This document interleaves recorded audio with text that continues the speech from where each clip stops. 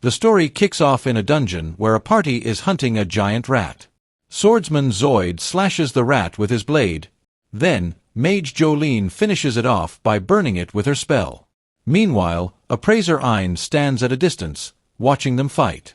Afterward, they order Ein to collect the rat's valuable parts. Struggling with the heavy weight, Ein stumbles and falls. The party mocks him and scolds him for not doing his job properly. Ein apologizes and starts gathering the rat's parts. As this happens, we get a glimpse of how this world works. When someone is born, the Light Goddess and the Darkness Goddess grant them a job and a skill set. Skills can be honed to unlock various abilities, but jobs are permanent and can't be changed. Jobs are divided into 3 ranks. At the top is the Rare class, which includes merchants and military personnel. Below that is the High Common class, home to swordsmen and mages. And at the bottom is the Low Common class, which consists of farmers and appraisers like Ein. As Ein appraises the rat, he sees that its rank is F, but its teeth are D rank.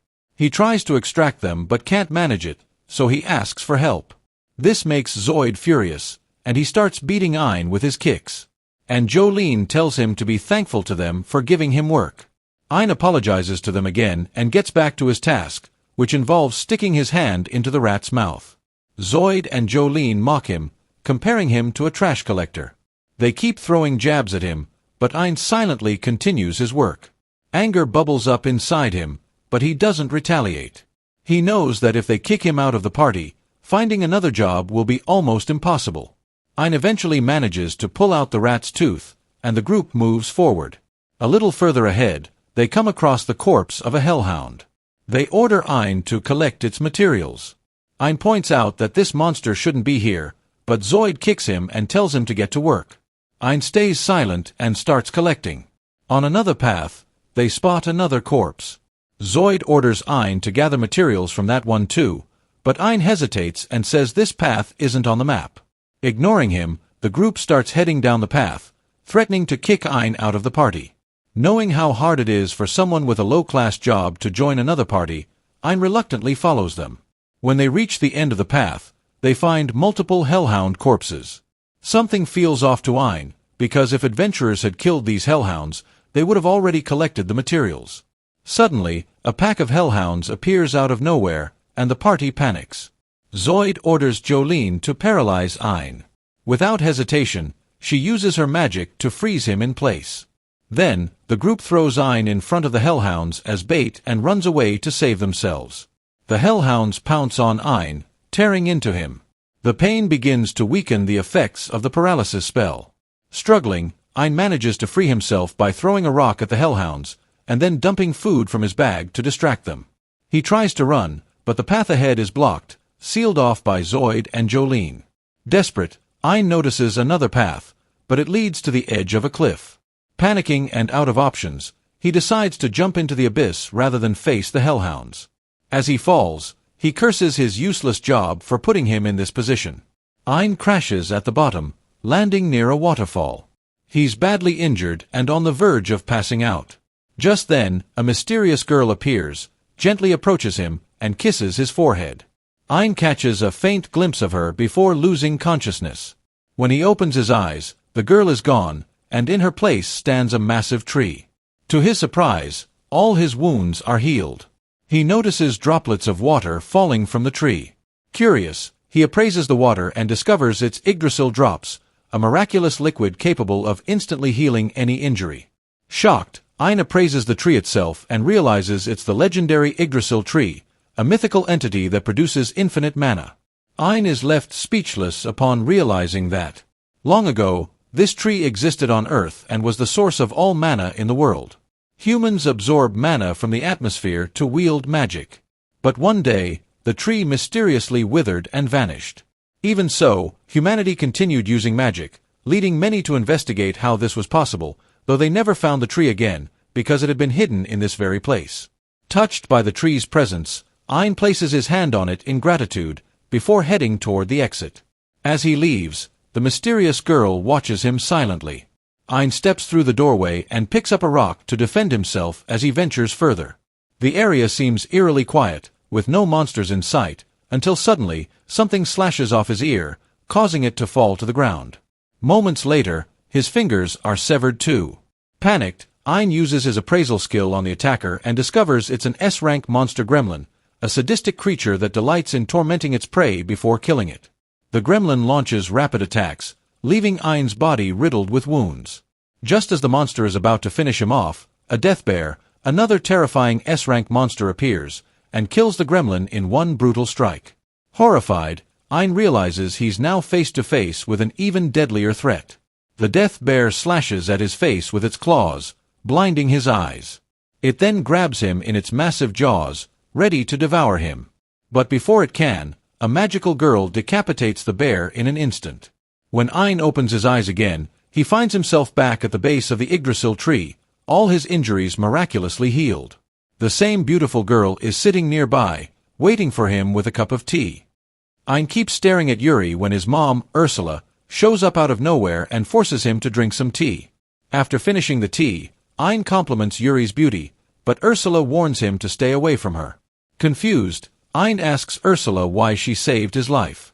She explains it was because Yuri asked her to. Ein thanks Yuri, which makes her super happy, but then Ursula gets mad at Ein for even mentioning her daughter's name. That's when Ein is shocked to find out that Ursula is actually his mom. She reveals that she's the guardian of Yggdrasil. When Ein asks what that even means, Ursula explains there are 9 Yggdrasil trees in this world, each with a protector to shield them from danger. She's been there ever since Yuri took root there. Ein, still piecing things together, asks if Yuri isn't human. Ursula drops the truth bomb. Yuri is actually the spirit of the Yggdrasil tree. This gets Ein thinking, how did his eyes and all his injuries heal so fast? Ursula explains that drops from the Yggdrasil tree healed his wounds, but for his eye, she had to create a new one from a piece of the tree itself. Apparently, Yuri begged her to do it. Ein, curious and kind of overwhelmed, asks Yuri why she went that far for him. Yuri shyly admits it's because he touched her and thanked her. Ursula goes on to explain that whenever a human ended up there, Yuri always helped them. But no one ever thanked her. Instead, when they found out the truth about Yuri, they'd break branches off the Yggdrasil and leave. That's why Ein's thank you meant so much to Yuri. It was the first time anyone had appreciated her. After that, Ursula tells Ein to leave, but Yuri begs her not to send him away because the outside world is too dangerous. But Ursula reminds her that she's the tree's guardian and can't leave Yuri alone to escort Ein. Hearing this, Yuri starts crying, and seeing her tears, Ursula finally gives in.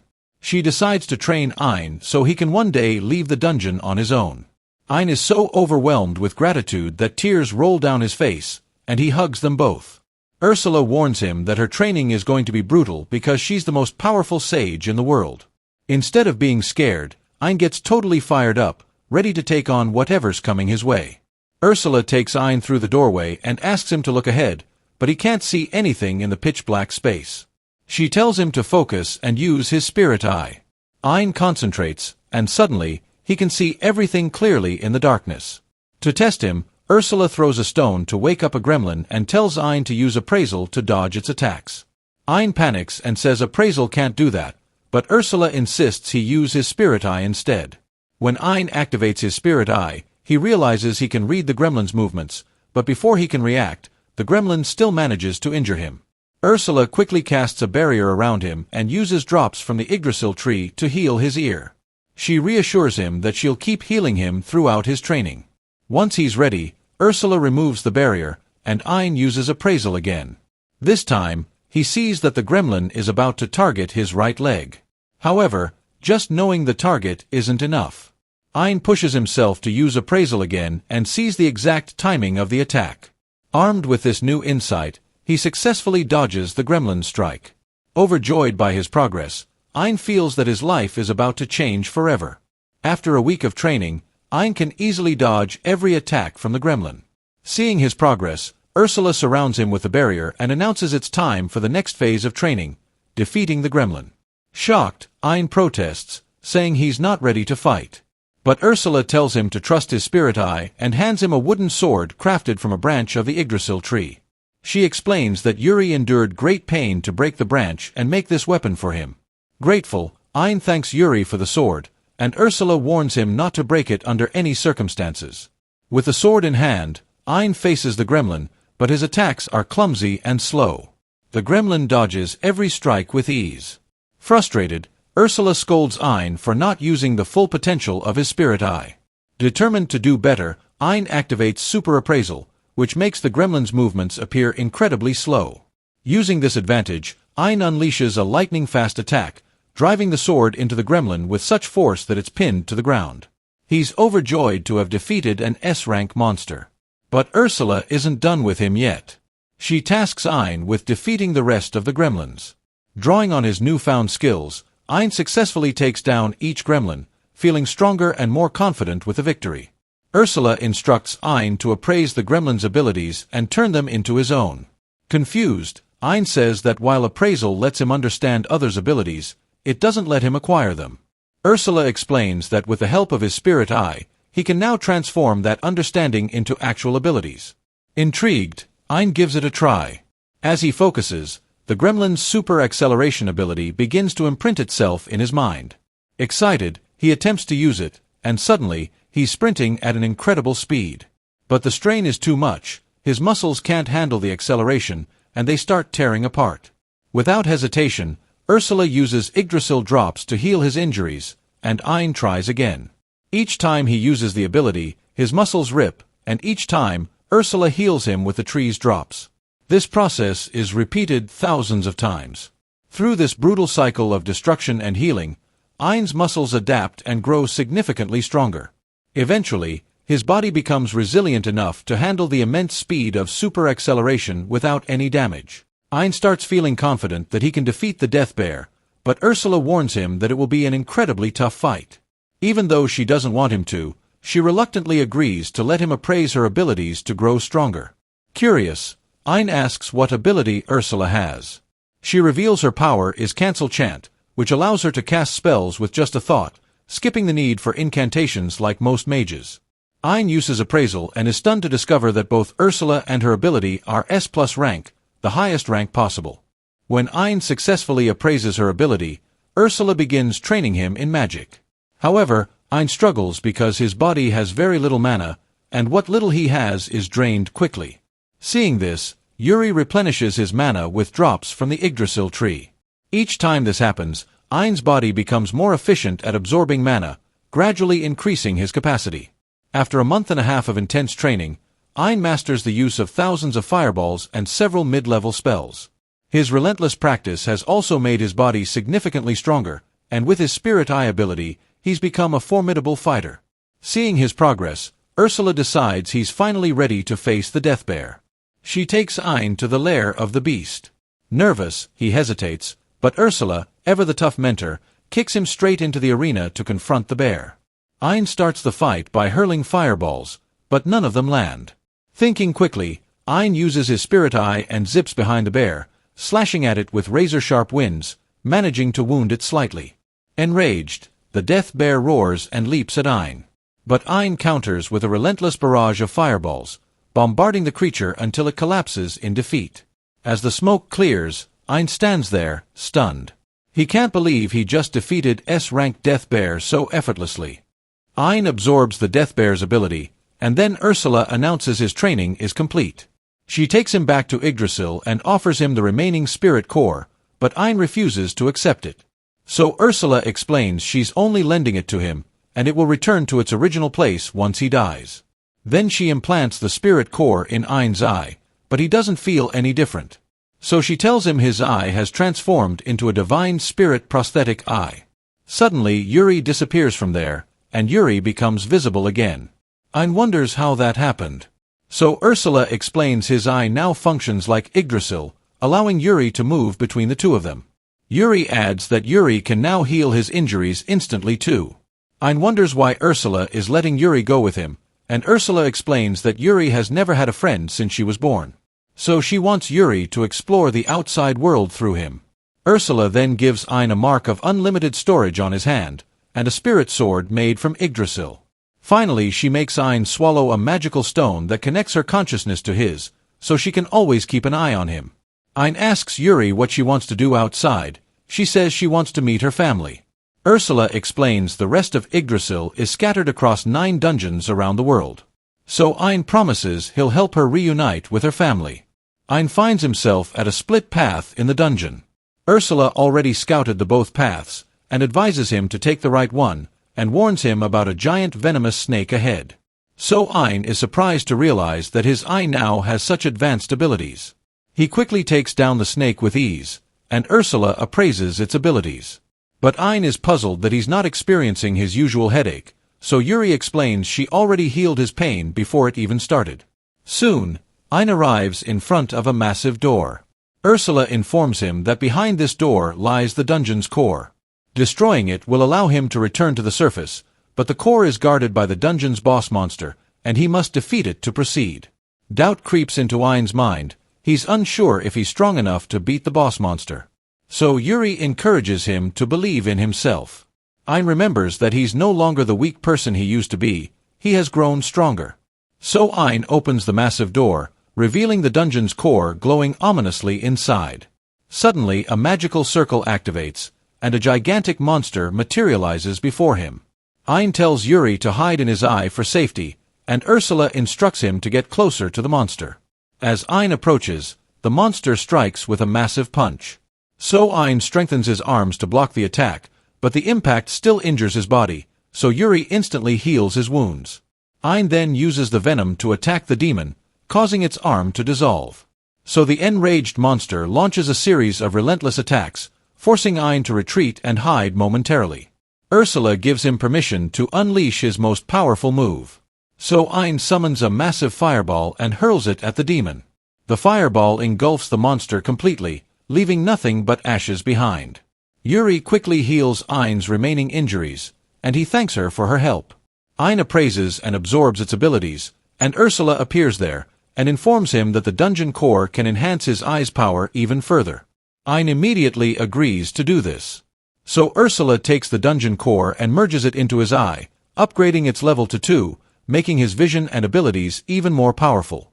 As they step out of the dungeon, Ursula explains the pit Ein originally fell through is now sealed, ensuring that no one will ever disturb Yuri again. So they return to the surface together. Meanwhile, back in the village, Zoid is busy recounting his version of events. He fabricates a story, claiming that Ein sacrificed himself to save everyone from the Hellhounds, and he pretends to regret Ein's death. The villagers, moved by his tale, believe him, and Zoid feels confident that the truth will never come out. But just then Ein appears, and the sight of him terrifies Zoid, who freezes in fear. Ein reveals the truth to everyone, exposing Zoid's lies and cowardice.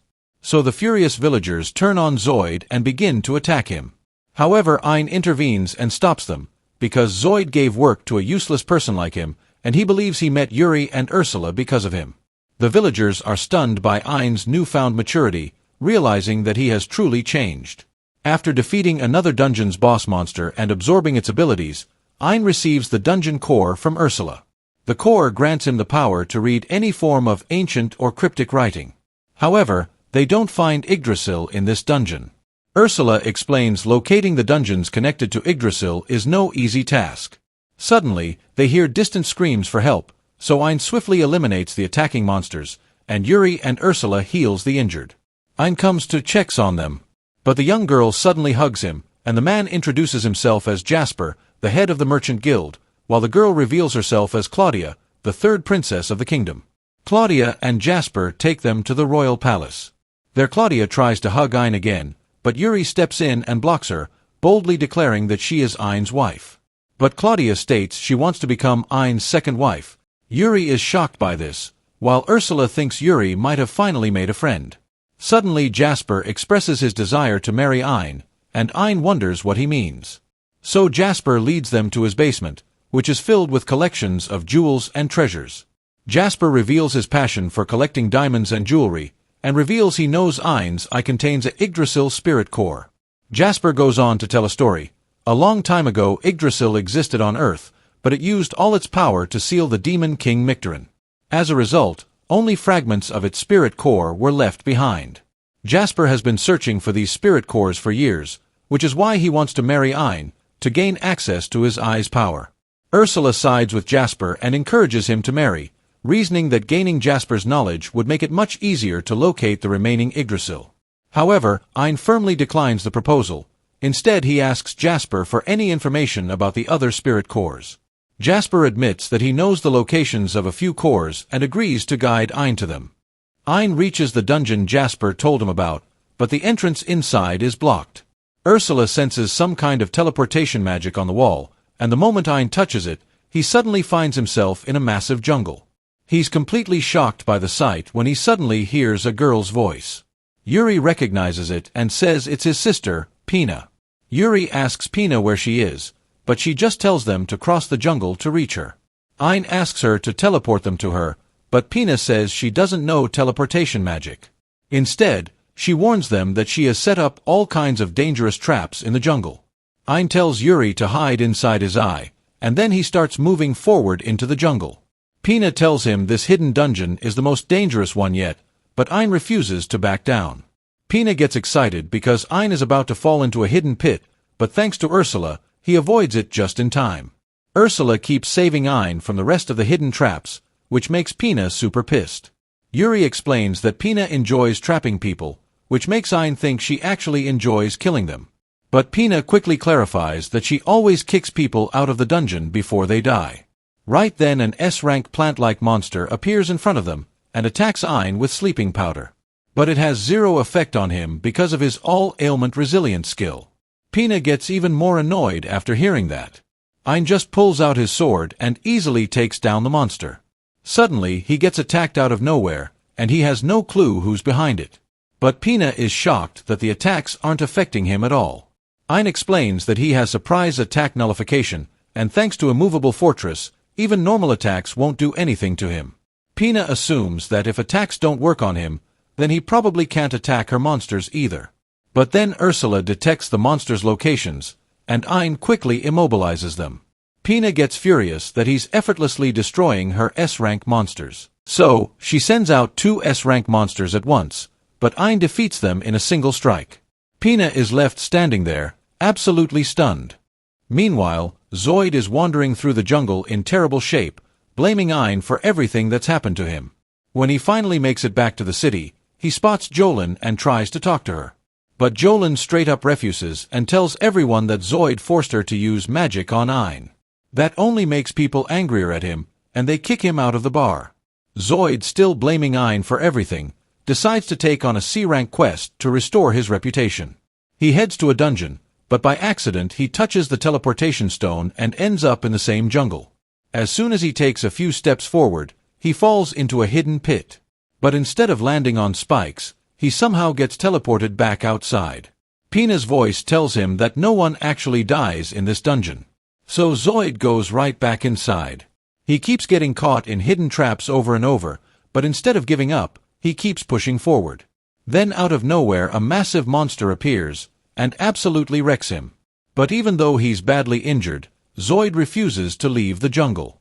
Just as the monster is about to eat him, Ein shows up and one-shots it. Zoid is shocked beyond words. Seeing how much Ein has changed fills him with rage. But before he can say anything, Ein uses appraisal on the monster, then takes out Yggdrasil drops and pours them over Zoid, instantly healing all his wounds. Before Zoid can even ask what's going on, Ein knocks him unconscious and tells Pina to teleport him out. Ein finally reaches the boss monster's room, but Pina tells him he can't meet her unless he defeats the boss. He hesitates, thinking that doing so might shut down the dungeon, but Pina clarifies that won't happen unless the core is destroyed. So Ein steps inside. The entire room looks like a dense jungle, but suddenly, the ground starts shaking violently. Ein quickly flies into the air, and right then, a massive turtle-like monster emerges from the earth. Ursula tells Ein to attack it with fireballs, but they don't do anything. The turtle then launches a water attack, but Ein slows it down and reflects it back at it, but it still has zero effect. That's when Ein notices marks from his attacks behind the turtle, and an idea clicks in his head. He walks right in front of the turtle, and it stomps him with its massive foot. But Ein takes zero damage, because he knows the giant turtle is just an illusion. He snaps his fingers, and the turtle's true form is revealed, a tiny little turtle. Ein appraises it, and Ursula is shocked at the information. Instead of killing it, Ein asks Pina to just surrender. But Pina refuses and insists he has to defeat the turtle properly. Ein keeps pushing Pina to give up, and eventually, she has no choice but to give up. Pina opens the door and invites them inside. The moment Yuri sees her sister, she lights up with joy, and both sisters get emotional. After a bit, Pina expresses her desire to leave the dungeon and go outside with them. Yuri turns to Ein and asks what he thinks, and Ein agrees to take her along. That's when the tiny turtle suddenly transforms into a girl and introduces herself as Kuroheim, Pina's guardian. Ursula immediately starts apologizing to Kuroheim, then tells Ein to formally ask for her permission. So Ein asks if he can take Pina with him. Kuroheim explains that her ability is barrier, and then says she also wants to leave the dungeon. Ein agrees to take both of them along. Ursula then processes their spirit core and places it inside Ein's eye, increasing its level to 4. Yuri is overwhelmed with happiness after reuniting with her sister, and Ursula thanks Ein for making it happen. Ein, determined, promises to reunite Yuri with her 6 other siblings as well. Meanwhile, Zoid regains consciousness. But instead of being angry, he just cries, struggling to process how much Ein has changed.